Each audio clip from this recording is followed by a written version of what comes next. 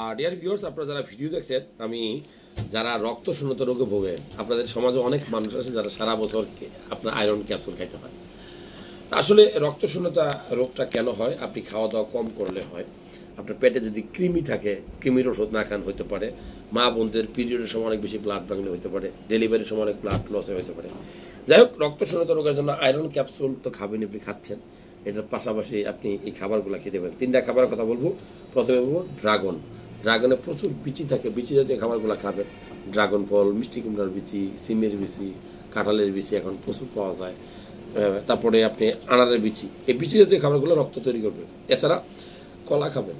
আপনি যে এরকম বাংলা কলা খেতে পারেন পাকা, ডেলি 1-2টা, অথবা আপনি কিন্তু অনেক কলা দিয়ে তরকারি খাই আমরা, তরকারি কলা ভর্তা, কলার ঝোল খুব গুরুত্বপূর্ণ। এছাড়া আপনি কি খাবেন?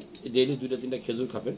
এই খেজুর কিন্তু আপনার শরীরে রক্ত তৈরি করবে, ক্যালসিয়াম তৈরি করবে, অ্যান্টিঅক্সিডেন্ট তৈরি করবে, ভিটামিন দিবে। এই যে 3টা খাবার, এই 3টা খাবার পাশাপাশি কিন্তু আপনি লাল শাক খেতে পারেন, বিটরুট খেতে পারেন, ঠিক আছে, কলিজা খেতে পারেন, আপনি ডিমের কুসুম খেতে পারেন, মাছের ডিম খেতে পারেন।